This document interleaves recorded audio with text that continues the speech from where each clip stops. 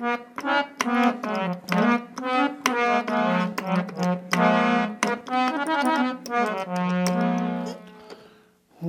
मूलम गुरुमूर्ति पूजा मूलम गुरुपदम मंत्र मूलन गुरु वाक्य तो मोक्ष मूलन गुरु कृपा।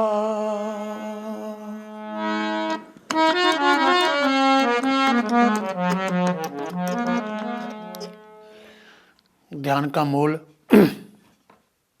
गुरु की मूर्त। एक शब्द के द्वारा ध्यान के बारे में थोड़ा जिक्र करेंगे कि ध्यान हमारा कैसे होना चाहिए और कैसे उसने रुकना है, कैसे वो काम करता है। शब्द के माध्यम से इसकी ओर थोड़ा जिक्र करेंगे, क्योंकि हम इस रास्ते में ध्यान की जरूरत पड़ती है। ध्यान का बड़ा महत्व है इसके अंदर, और अगर ध्यान नहीं हमारा रुकता तो इसका कोई सार नहीं है। बिल्कुल इसमें से कुछ हमें मिलेगा नहीं, कुछ भी चेंजिंग नहीं होगा अगर हमारा ध्यान नहीं रुका तो। क्योंकि हम दुनिया के कार्य तो हमने करने पड़ेंगे। कोई कंपनी में करता है, कोई खेत में करता है, कोई घर में करता है, कोई कहीं करता है। काम तो करना पड़ेगा, लेकिन काम करते करते इसको कैसे समझा जाए। आज के पहले जमाने में वैसा था, आज के युग में तो ये खास बात हो गई कि काम करते करते कैसे सत्संग में जाएं, परमात्मा की भक्ति कैसे करें। क्योंकि काम तो इतना है, समय मिलता नहीं। अगर हमारा कोई आदमी बीमार है, उसके पास हमें जब 12 घंटे बैठना पड़ो तो बैठ जाएंगे, फिर कहाँ से आगे ताकत वो। कोई ऐसा सामाजिक हमारा कार्य है जिसमें हमारा स्वार्थ है, जो कितना हमें कष्ट मिला, कितनी गर्मी में हमें घूमना पड़े। एमएलए मिनिस्टर हैं, वो इतनी तपदी गर्मी में घूमते रहते हैं, जो बाहर ही निकल सकते ऐसी थे। जब उन्हें वोट लेने हो तो कितनी गर्मी पड़ती हो, घूमते रहेंगे, क्योंकि उन्हें और इच्छा है, जरूरत है। तो भक्ति भी यही है, अगर जिन्हें जरूरत है ना, तो उसको कितना भी कष्ट मिले और कितना भी काम करना पड़े वो करेगा। तो वाणी के माध्यम से आगे लेते हैं।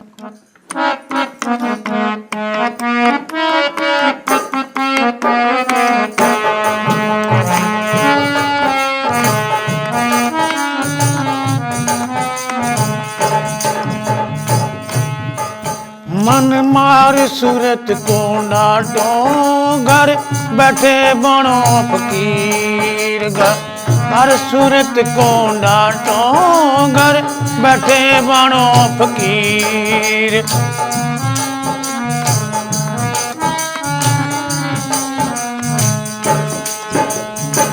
बैठे बनो फकीर, घर बैठे बनो फकीर। मन मार सूरत को डांटो, घर बैठे बनो फकीर।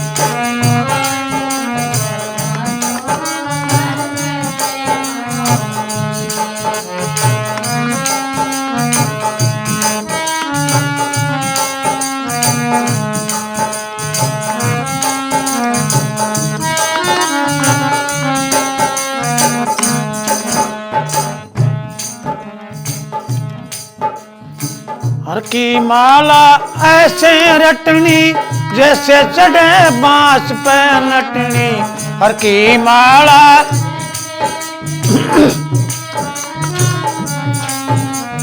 हर की माला ऐसे रटनी, जैसे चढ़े बांस पे नटनी। हर की माला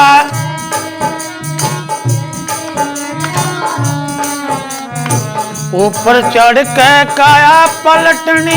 पलटे पर ले तीर बताऊं तन किरने तत्वी। मन मार सूरत को डांटो, घर बैठे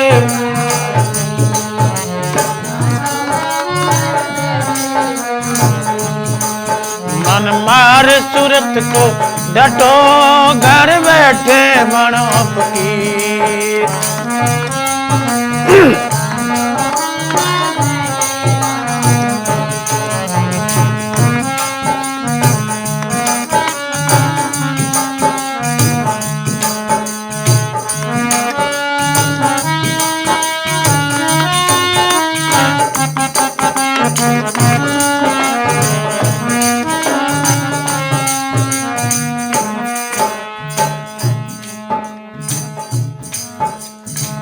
जल भरने को जा पनियारी, सिर पे घड़ा घड़े पे जारी। जल भरने को जा पनियारी, सिर पे घड़ा घड़े। जल भरने को जा पनियारी, सिर पे घड़ा घड़े पे। आ छोड़ बदला में सारी, आ छोड़ बल हमें सारी।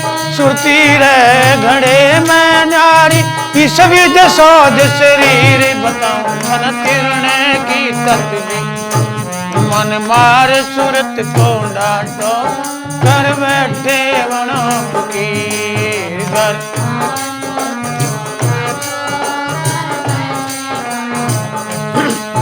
मन मार सूरत को डांटो, घर बैठे बनो फकीर। सूरत को डांटो, बैठे बनो फकीर। घर बैठे बनो फकीर। मन मारो सूरत को डांटो। घर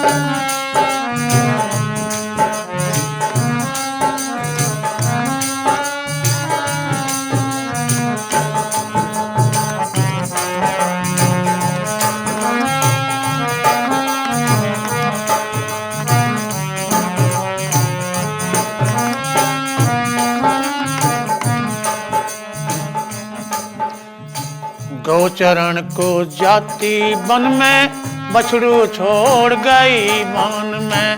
गोचरण को जाती वन में, बछड़ू छोड़ गई वन में। सुरता रे बछड़ू के तन में, सुरता रे बछड़ू के तन में। जाना मार गई बहीर, बताऊं तन तिरने की।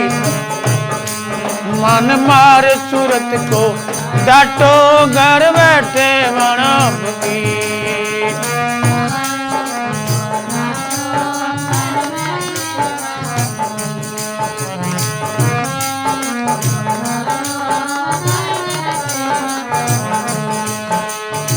बैठे बनो फकीर रे, घर बैठे बनो फकीर।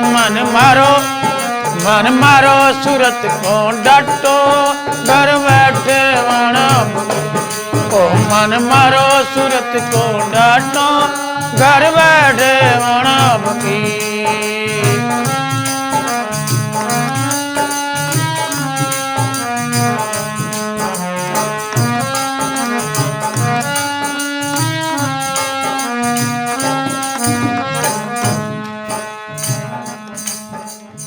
नाम सुमर ले ऐसे ज्ञानी, सुध हो जागी तेरी परानी।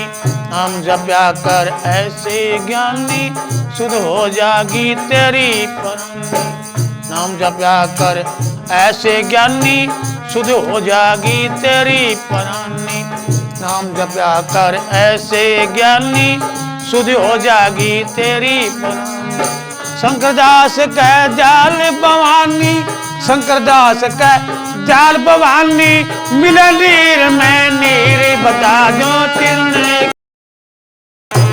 मन मार सूरत को डांटो, घर बैठे बनो फकीर।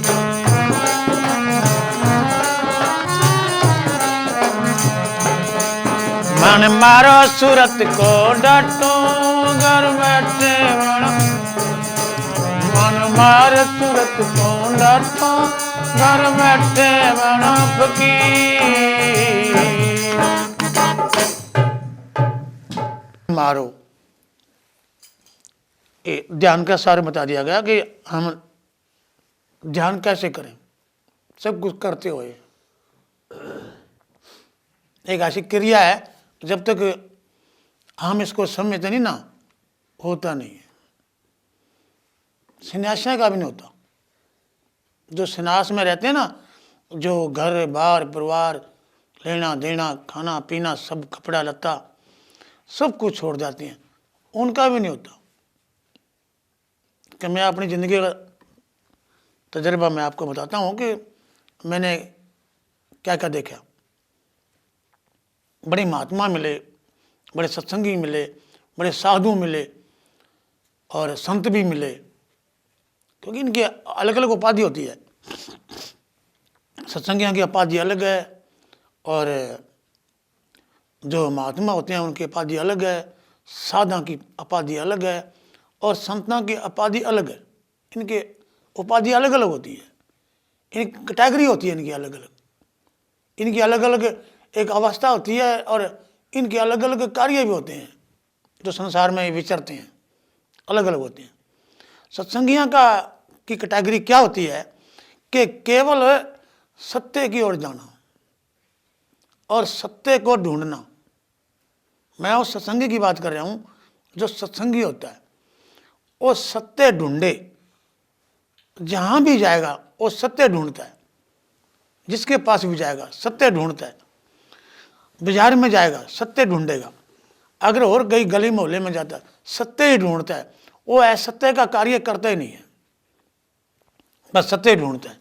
जे उसने और कोई उसका धर्म नहीं होता, कोई धर्म छूट जाए, कोई नेम टूट जाए, कुछ भी उसका छूट जाए, लेकिन वो सत्य को ढूंढता रहता है। उसकी ऐसी आवाज जैसे एक ब्रह्मवादी की अवस्था होती है, ब्रह्मवादी की, केवल ब्रह्म की।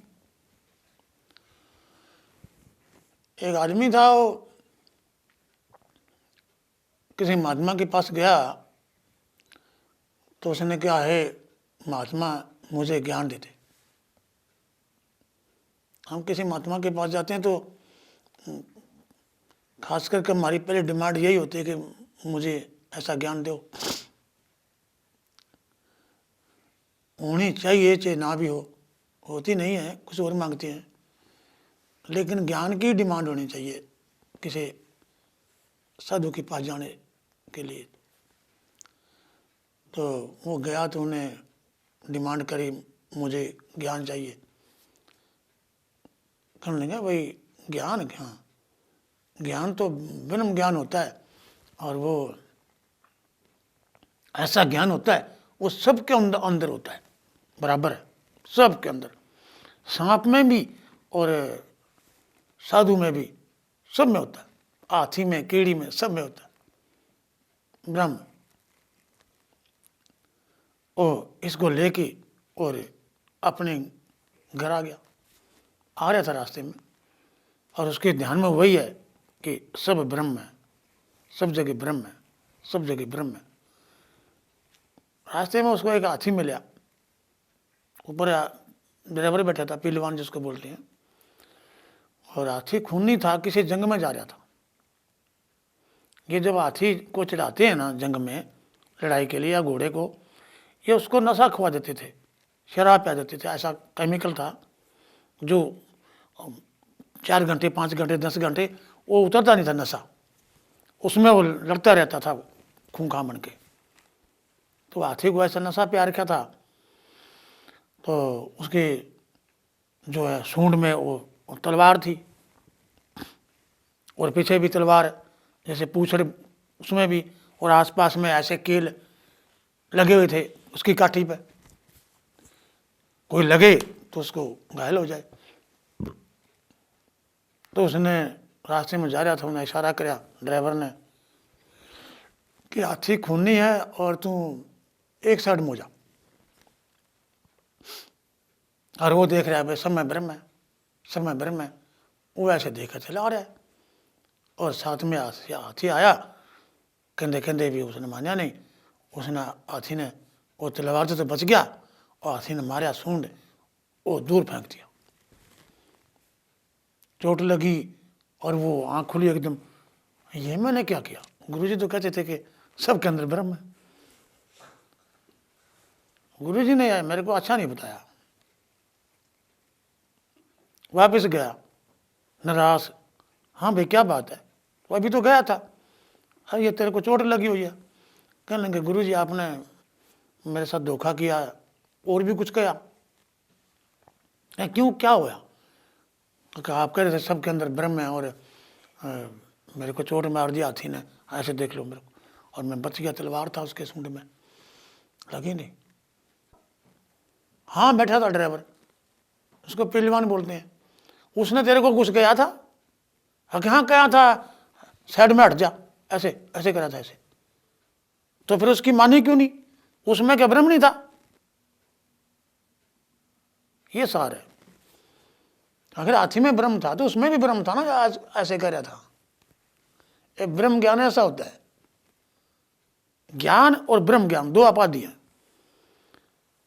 तो ये जो सत्संगी होता है ना, इसकी दो उपाधि होती हैं, एक तो ज्ञान और एक ब्रह्म ज्ञान।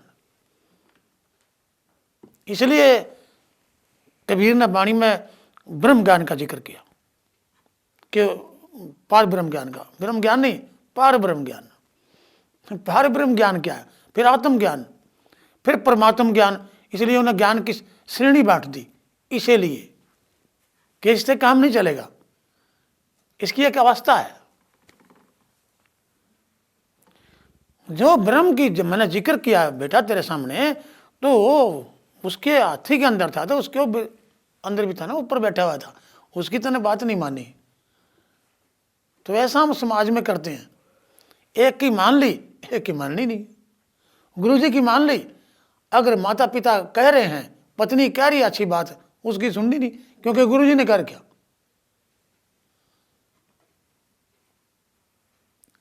सार नहीं समझा। ये हमारा सत्संगियां का, आम साधुओं का, इसमें साधु भी आते हैं कई श्रेणी में, जिनको हम बाबा कह देते हैं, जिनको नॉलेज नहीं होता, वैसे कपड़े तो रंग लेते हैं, लेकिन होते हैं वो सत्संगियां की श्रेणी में ही है। सत्संग से भी बल्कि नीचे होते हैं, उनके कर्म उनसे भी उल्टे होते हैं। वो इसी में आते हैं ब्रह्म ज्ञान में। एक को तो समझ लेते हैं बढ़िया, और एक को फिर घटिया। एक की बात मान लेंगे, एक ही मानेंगे नहीं, तो उनका जीवन सारा बर्बाद हो जाता है। रिपीट लगाते हैं, भाई हमारा गुरु तो वो फलाना है, दूसरा हमारा क्या लगता है, ये उनकी औलाद होते हैं। लेकिन ब्रह्म ज्ञान ये नहीं कहता, वो सबके अंदर है। जो कह रहे हैं ना उसको समझना, ये एक ध्यान की क्रिया है। तो ब्रह्म क्या होता है, ये किसे कहते हैं कि ब्रह्म सबके अंदर जरूर है, लेकिन जिसके अंदर शुद्धिकरण है ना, जिस बात में सत्य है, वो ब्रह्म का रूप है। यह बात समझ में रहेगी। जो हमने अच्छी बात करे ना, उसकी माननी चाहिए, चाहे कोई गलत आदमी भी हो और वो सच्ची बात करे, उसकी माननी चाहिए। और हमारा निजी है और वो अच्छी बात ना कह रहे हो, धर्म ना बनाए, वे मेरा अपना है। ब्रह्म ज्ञान ये भी कहता है, ये हम समझ नहीं पाते कई बार। फिर जाती है ये बात पार ब्रह्म में। पार ब्रह्म में साधु होते हैं। पार ब्रह्म किसे कहते हैं कि वो सबको एक ही समान देखते हैं, चाहे कोई बुरा है चाहे कोई भला है, सबको एक समान देखते हैं, उसमें भेदभाव नहीं करते। लेकिन कई बार उनकी ऐसी अवस्था बन जाती है, जैसे आज समाज में है, मैं कहना तो नहीं चाहता लेकिन कहूँगा, हो सकता है किसी के दिमाग में आ जाए, समझेंगे तो आ जाएगी। अब जितने महात्मा दुनिया में आए हुए हैं ना, वो उनकी खानदानी गद्दी है सबकी। अगर चाहे बेटा कितना मूर्ख हो, वो बेटे के नाम वसीयत करेंगे, बेटी कितनी मूर्ख हो, बेटी के नाम वसीयत करेंगे, और जो दूसरी कितनी विद्वान लड़की हो, उसने पूछेंगे भी नहीं। ये पार ब्रह्म की स्टेज है वैसे, लेकिन पार ब्रह्म वाले भी जो है ना, वो ब्रह्म ज्ञान से नीचे होते हैं। उपाधि तो है संत की, लेकिन कार्य संत के नहीं है। उपाधि संत की है, लेकिन काम संत के नहीं है। काम होने चाहिए ना, उपाधि के साथ काम भी होने चाहिए ना। जो व्यक्ति सोने का काम करता है ना, वो उसका दिल भी सोने वर्गा होना चाहिए ना। सोना घटता है तो उसका दिल भी सोने वर्गा होना चाहिए ना। जिसका सोना है ना जितना, उतना ही देना चाहिए। लेकिन क्या करता है कोई ऐसा? सनार का मतलब होता है सोने वर्गा। तो ऐसे ही काम होने चाहिए जैसा सोना है। मेला भी किसी का सोना लोग दुनिया देती है ना, सोना इसी यकीन में देती है कि बना देगा हमारा हार, हमारा भूषण बना देगा। धोखा कर नहीं सकता, क्योंकि ये सनार है। लेकिन वो करता है। और भी कोई काम है हमारा जितना संसार में, हम उसको उसके भरोसे छोड़ देते हैं। लेकिन जो काम होता है ना, वैसा उसका दिल भी होना चाहिए। यानी मन वचन कर्म ऐसे होना चाहिए। संत लाइन में उसको मन वचन कर्म का जिक्र किया है कि तीनों धाराएं बराबर होनी चाहिए। जो मन में है वही वचन में, और जो वचन में है वही कर्म होना चाहिए। उसको पार ब्रह्म ज्ञानी कहते हैं कि जो मन में आया ना वही शरीर में होना चाहिए, जो शरीर में वही काम होना चाहिए। ये तो मन वचन कर्म का जिक्र करते हैं। गीता में भी है सार कि मन वचन कर्म से हमें ये काम करना चाहिए। तो इसलिए ये उपाधियां हैं। फिर आत्मा की उपाधि है कि किसी आत्मा को दुख नहीं देना, चाहे हमारा कितना भी कुछ बिगड़ जाओ, चाहे हमें कोई फांसी पर चढ़ा दे, लेकिन दुख नहीं देना। ये आत्म ज्ञान है। ये मतलब जो आत्म ज्ञान को समझे, ज्ञान नहीं है ये, एक आत्म पद है। आत्म ज्ञान तो दिया था ना कृष्ण ने उसको, अर्जुन को, और विराट रूप भी दिखाया था। लेकिन जब उसके बेटे की मौत हो गई तब ये हथियार फेंक दिए। रामायण गीता पढ़ कर देख लो, क्योंकि उसने ज्ञान बताया था, उन्हें अपनाया तो नहीं था ना। अर्जुन ने सिर्फ सुना था। जैसे उसने सुना कि ब्रह्म ज्ञान सबके अंदर होता है, सबके अंदर ब्रह्म होता है, लेकिन सुना उन्हें पता नहीं ना ब्रह्म होता क्या है। अर्जुन को सिर्फ ये बताया था, आत्म ज्ञान सिखाया था, उन्हें यह नहीं पता था कि मामला क्या है। इसलिए बेटा मर गया, उलझ गया। तो ऐसी दिशा हमारी सत्संगियों की होती है संसार में। इसलिए ध्यान का बड़ा महत्व है। अभी जो बताया ध्यान का, कि अपने मन को छोड़ के तो अपनी सूरत को रोकना चाहिए अपने बिंदु पर। जो भी हमें गुरुजी बताते हैं, बिंदु क्या है संसार में? बिंदु है केवल, जिसको हम परमात्मा कह लें या आत्मा कह लें, कि आत्मा को देखना। कौन सी आत्मा को? अपने अंदर वाली आत्मा को देखना, दूसरे की को नहीं देखना।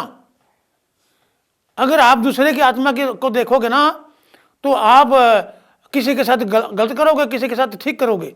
अपनी आत्मा को देख, जब अपनी आत्मा को तुम देख लोगे तो कभी तुम्हारे से गलती होगी नहीं।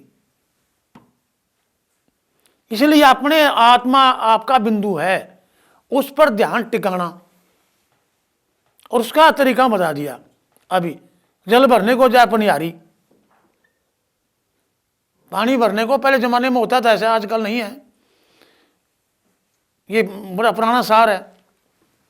अगर आगे आज हम सार देते हैं तो एक बच्चे के तो समझ में नहीं आएगा कि ये क्या है, क्योंकि ना तो घड़ा देखा, ना कुआं देखा। जल भरने को जाए पनियारी, सिर पे घड़ा, घड़े पर जारी छोटा घड़ा, एक बड़ा घड़ा एक छोटा घड़ा, दो घड़े जिसको बोलते थे, दो घड़े। वो पानी का भर के सिर पर रखा हुआ है, और वो चल भी रही है और अपनी सहेली के साथ बात भी कर रही है, और ऊंचा नीचा सब कुछ आता है, लेकिन घड़ा नहीं गिरता। उसको इतना प्रैक्टिकल राह छोड़ रही है, और बोल भी रही है और चल भी रही है और देख भी रही है, वो घड़ा नहीं गिरता। अब वो कोई आदमी ऐसा दो घड़ धर कर देख लो जो ना गिर जाए तो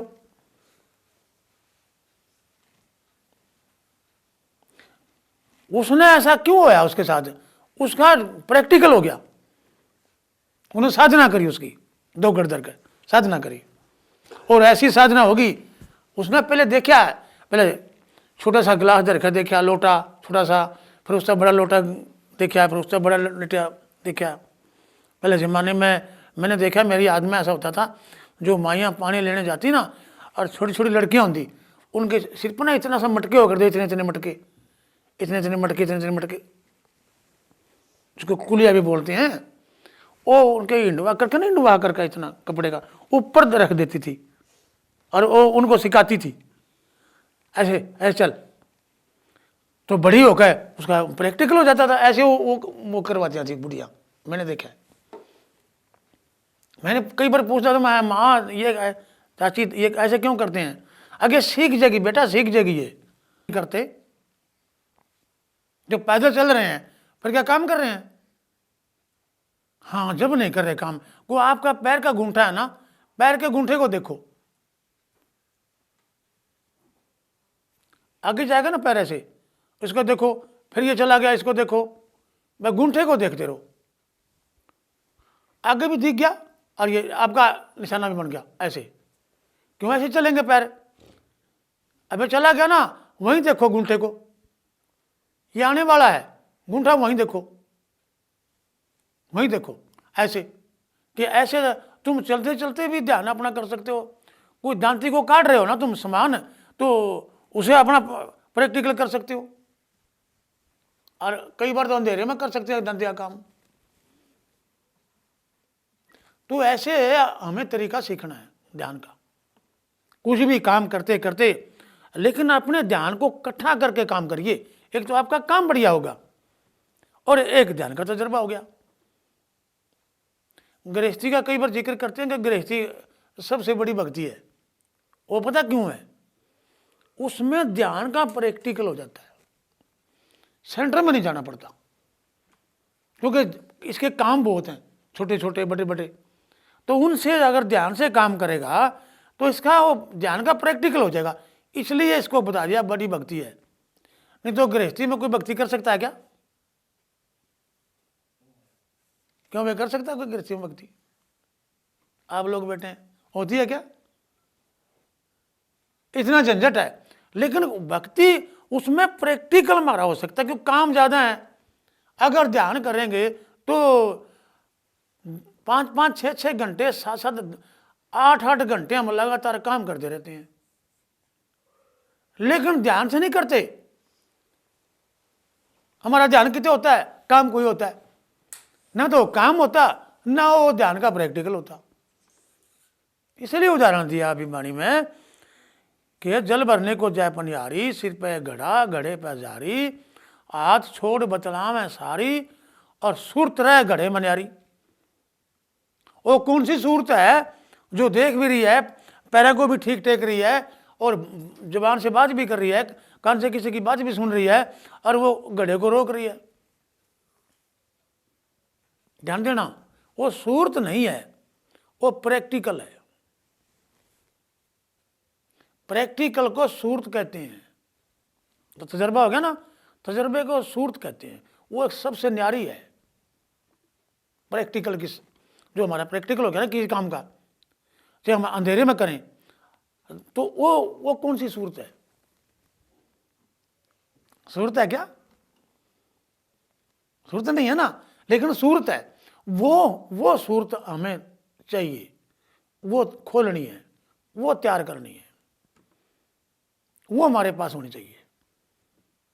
वो हमारे काम आएगी, वो भजन करेगी, वो हमारा जो मूल है ना उसको वो जानेगी। इसलिए हमने वो तजुर्बा करना है। अब ज्ञान के माध्यम से, सत्संग के माध्यम से, 1, 2, 3 के माध्यम से, वो उसके लिए हमें सत्संग सुना रहे हैं, सेवा करवा रहे हैं। अब यहाँ किसी ने झाड़ू फेरनी है आश्रम में,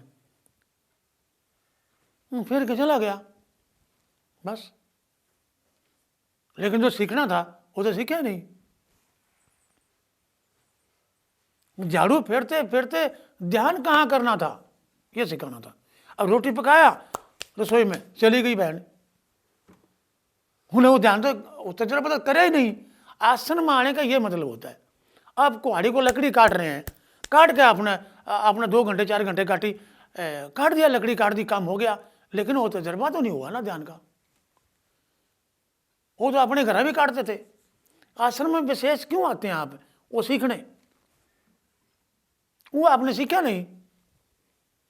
और जो जैसे आए थे काम करते करते करते ऐसे करते करते चले गए।